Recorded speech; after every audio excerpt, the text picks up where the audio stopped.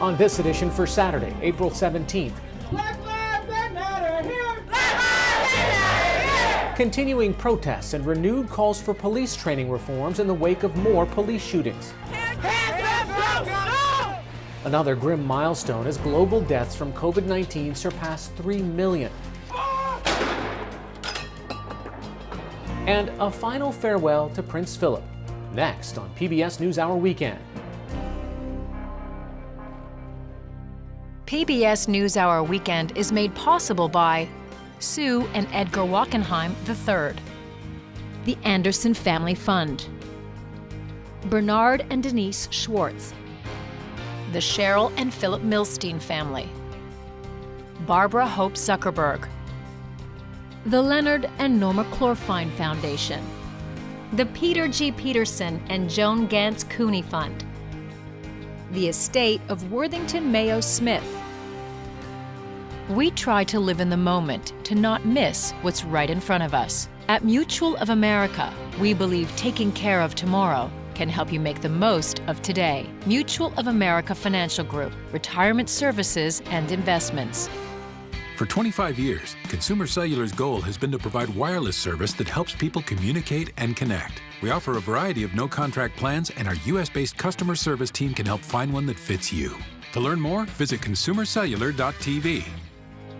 Additional support has been provided by the Corporation for Public Broadcasting, a private corporation funded by the American people, and by contributions to your PBS station from viewers like you. Thank you.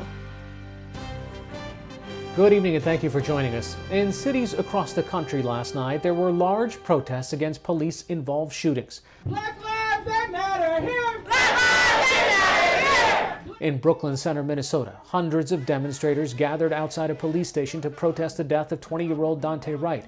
Wright was shot and killed by a police officer last Sunday during an attempt to arrest him for an outstanding warrant.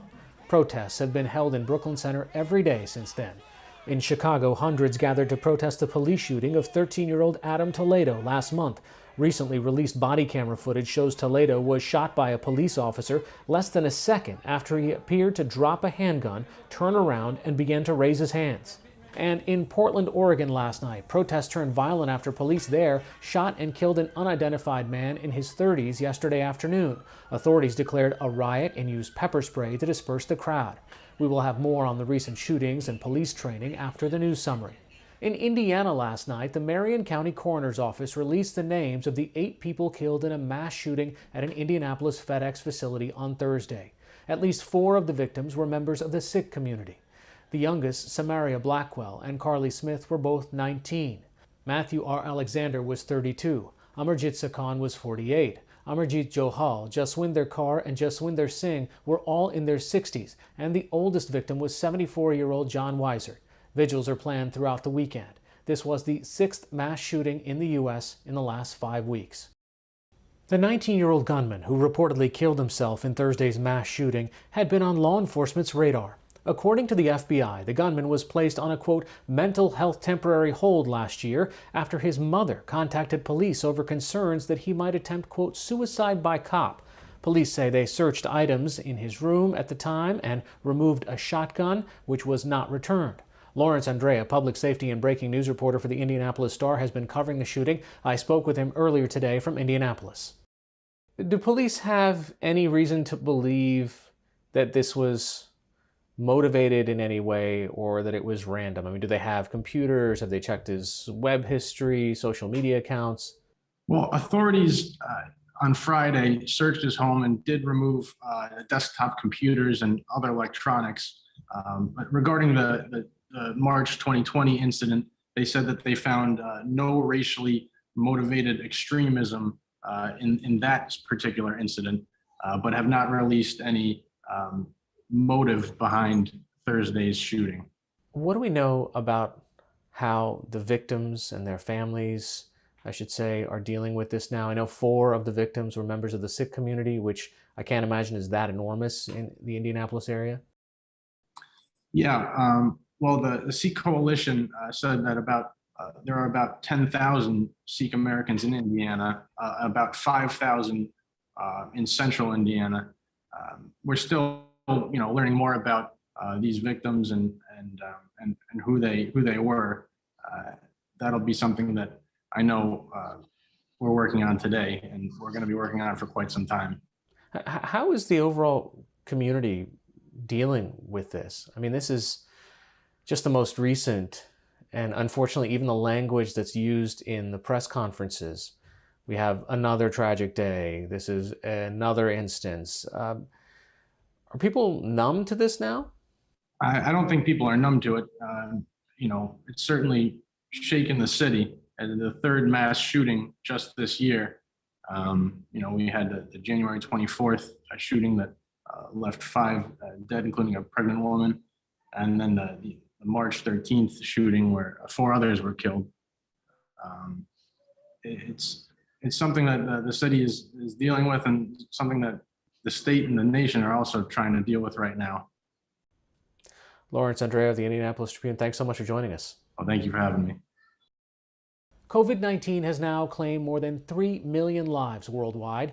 To put that in context, that's more than the entire population of Chicago.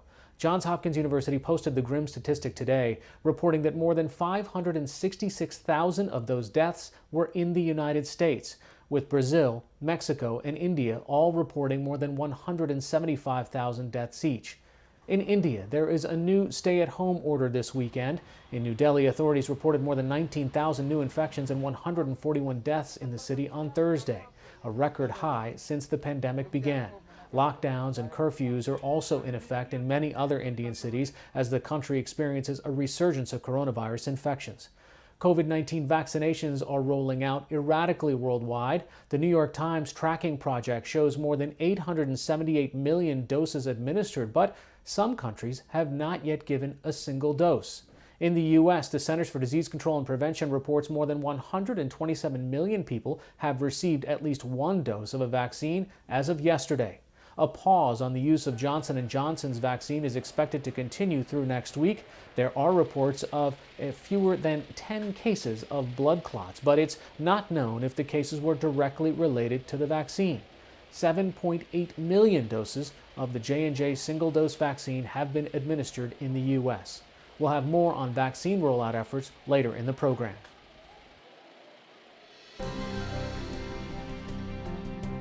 For more international and national news, visit pbs.org/newshour.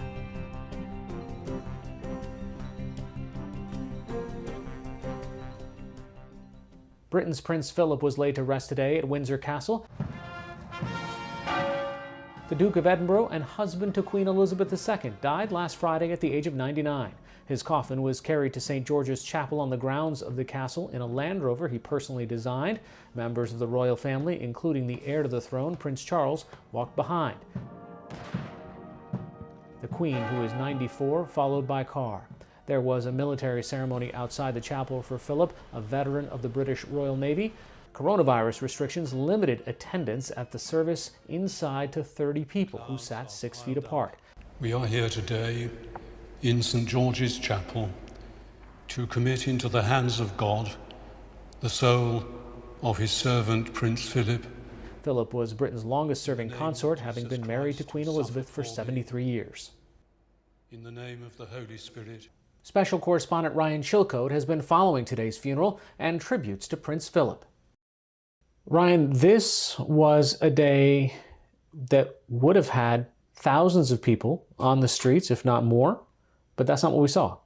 It isn't what we saw, and the reason for that is because of COVID-19 and the restrictions that continue in the UK.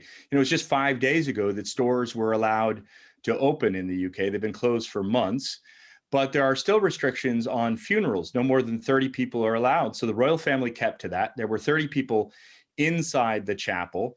The Queen had to sit by herself. No singing was allowed because that's only allowed, the choristers are the only people that are allowed to sing.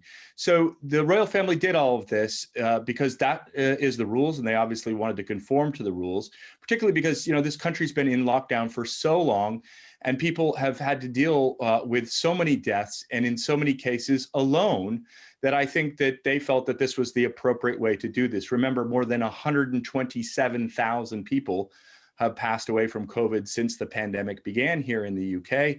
And an awful lot of those people had to go through funerals without everyone that they would have liked to see at it. And it's interesting to see that image of the Queen by herself, because so many of the people that you're talking about who had to mourn their loved ones couldn't have a funeral in any traditional sense of the word. That's right. And, the Queen, I think it was remarkable in many ways. The Queen is just 4 days from her 95th birthday. Prince Philip was 99. They have been separated from many people for the length of the pandemic, sitting it out in Windsor Palace, perhaps not the worst place to be in lockdown, but nonetheless.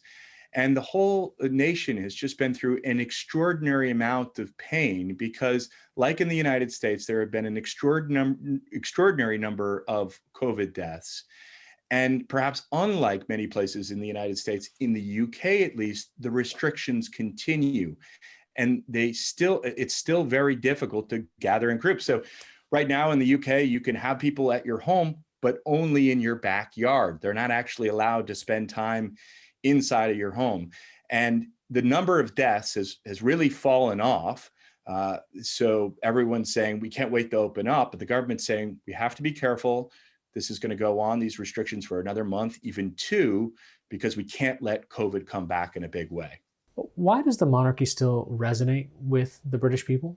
It doesn't resonate with everyone, but I think it does resonate with the majority of the British people. And the reason for that is because they sort of co-associate themselves with being British, right? They do all of these things that are kind of the things that you would expect in the United States a president to do, sort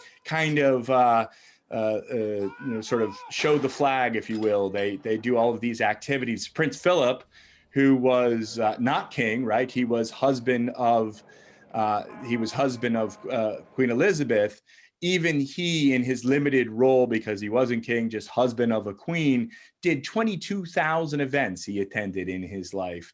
He was part of 680 organizations. So they really go out of their way to make sure that they are kind of being good statesmen and leading the country. Witness today with the funeral, the fact that they stuck to the rules, didn't have more than the 30 that the government allows. And I think that that's why they still resonate, because they sort of embody Britishness, if you will. And that is why they've been able to preserve the monarchy, I think, and also by staying out of politics, because that would be very unwelcome here in the UK. Ryan Chilcoe, thanks so much. Thank you so much.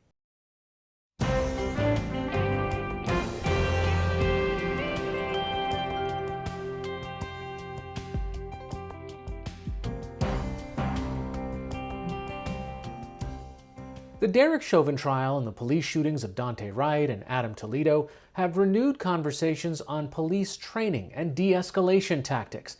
But despite mandates for training reform, roadblocks remain, often with the officers tasked with the training.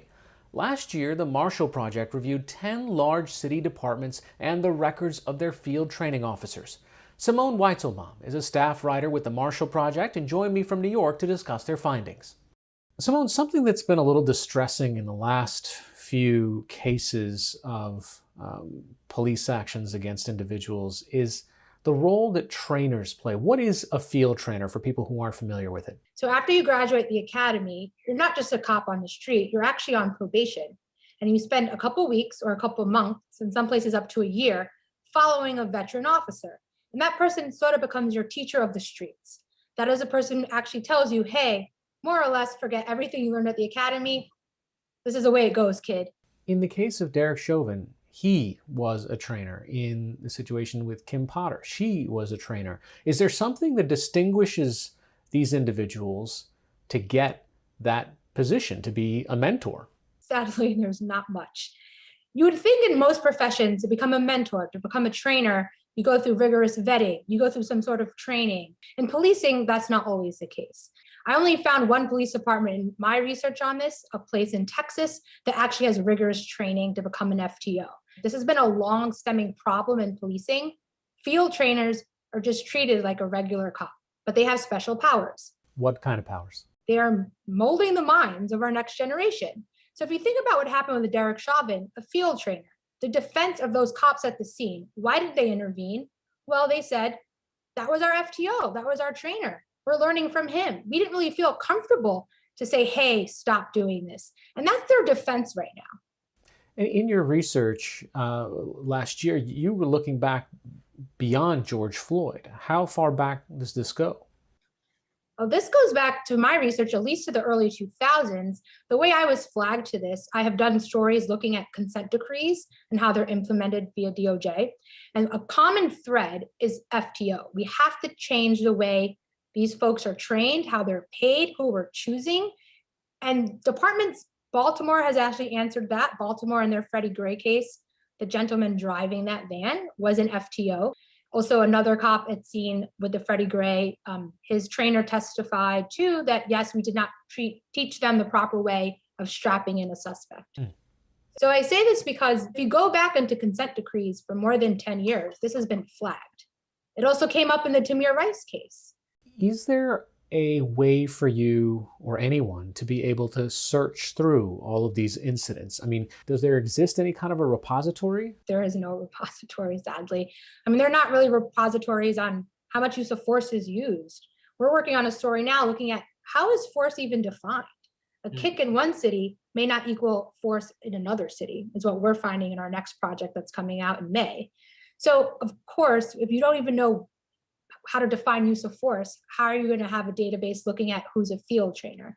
And that's a big problem. I think people don't understand in our country, we have 18,000 police departments. We don't have a national police force, so we don't really have national standards. Do police officers or field trainers have to be kind of up on what the latest restraint tactics are, what's a reasonable hold and what's not? Most police officers have to go through sometimes 40 hours at least a year learning how to fire their gun, new tactics like de-escalation. That's a big buzzword right now. But what I found for FTOs, they're not necessarily going through even more training. For the most part, I found to become an FTO, you need about 3 to 5 years experience at least, a clean record for up to 3 years. So what we found, Derek Chauvin had several cases and complaints of use of force during his nearly 20-year status as a police officer. But by those standards, they really only look at 3 to 5 years of your past history. So they're not necessarily hiring trainers who have clean records. What is something that police departments can do to try to reform the system? Well, the first thing I would, if I had a magic wand, is to hire police trainers who have clean records. Also have more incentives. Who wants to do it? What is that incentive? And based on my reporting, I found sort of these macho cops who want to pass off the macho culture to the next generation. You're not getting necessarily those who want to teach, and especially those who want to teach de-escalation. Simone Weizelbaum of the Marshall Project. Thanks so much for joining us. Thanks for having me.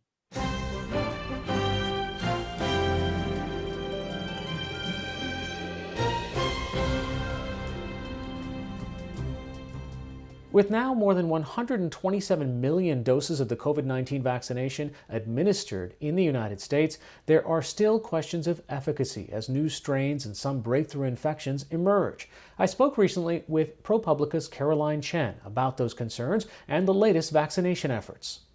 Caroline, one of the things that's disconcerting right now is these breakthrough infections, people who have been vaccinated who are still coming down with COVID-19. Why is it happening? The first thing I would say is that no vaccine is 100%. And so we have to remember that. And what was actually tested in the trials was their ability to stop symptomatic COVID. And so, as we all know, there is always a chance for asymptomatic infection. And you add on to that the fact that the vaccines are very good, but not 100%. And what that means is just that breakthrough infections are going to occur. And that's expected by everyone. That's not surprising.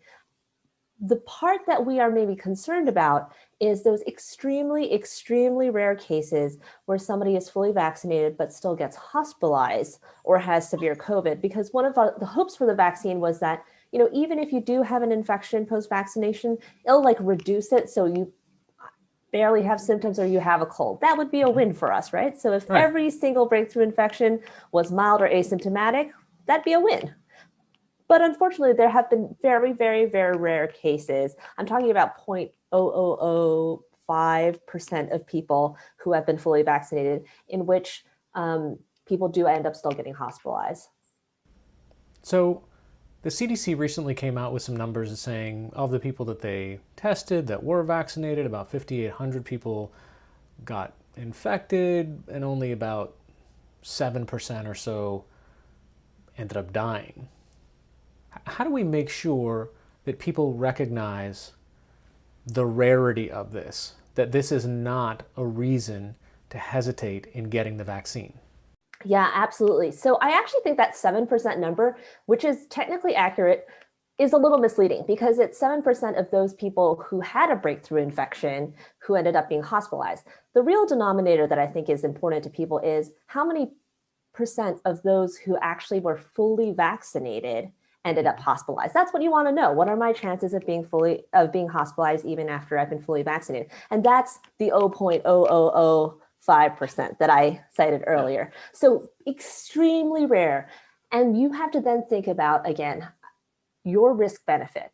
You know, if you were not vaccinated and you caught COVID, look, what are your chances of getting COVID and what are your chances of then being hospitalized? Versus if you are fully vaccinated, your chances of getting COVID lower dramatically, then your chances of that being hospitalization case is even lower. So there's still a clear benefit to being vaccinated. Johnson & Johnson vaccine, at this point, still a pause, likely to be unpaused? I really would hope that it will be unpaused because this is a really important vaccine, not just for the US, but for the world. We've talked so much about the cold storage requirements of Moderna and Pfizer, and Johnson & Johnson has some advantages in that it doesn't require this ultra cold storage. It's just one shot. It's also cheap. Johnson & Johnson has promised to provide it on a nonprofit basis. So we do need this vaccine in the world. Right now, it is a very small percentage of the supply in the US. So, the pause is not going to mean that suddenly everybody can't get vaccinations. But I think it is going to be really critical for scientists to understand, look, is there anybody we have to warn to be careful not to take this vaccine particularly? Is there a subpopulation or, a pre-existing medical condition that might predispose you to these super, super, super rare events? And then be able to go forward with the vaccine again.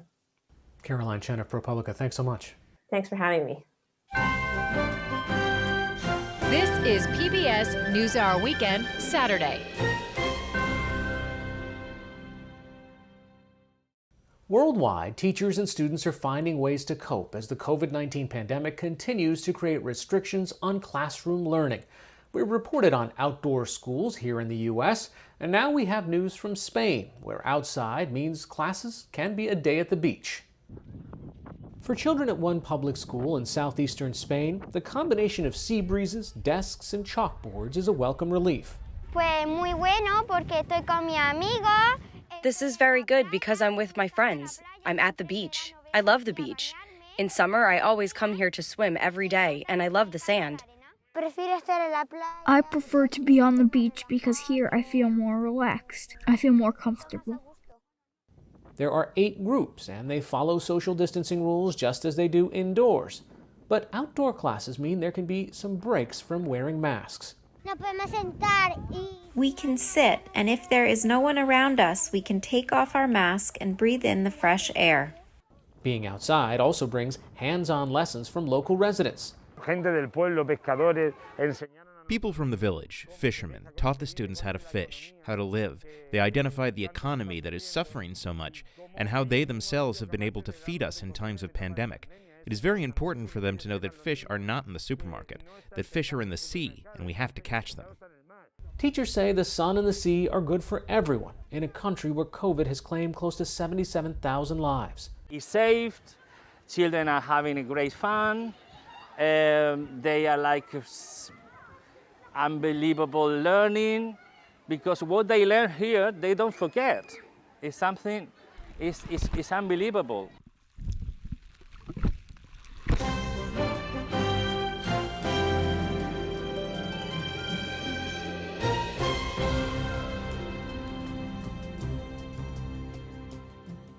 That's all for this edition of PBS NewsHour Weekend. For the latest news updates, visit pbs.org/newshour.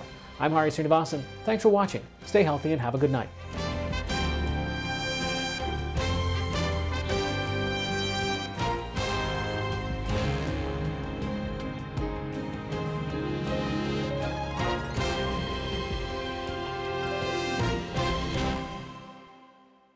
PBS NewsHour Weekend is made possible by Sue and Edgar Wachenheim III, the Anderson Family Fund, Bernard and Denise Schwartz, the Cheryl and Philip Milstein family, Barbara Hope Zuckerberg, the Leonard and Norma Clorfine Foundation, the Peter G. Peterson and Joan Gantz Cooney Fund, the estate of Worthington Mayo Smith. We try to live in the moment, to not miss what's right in front of us. At Mutual of America, we believe taking care of tomorrow can help you make the most of today. Mutual of America Financial Group, retirement services and investments. Additional support has been provided by Consumer Cellular and by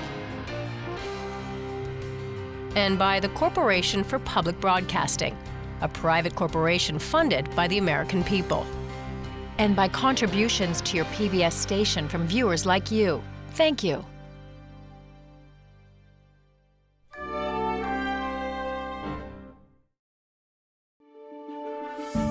You're watching PBS.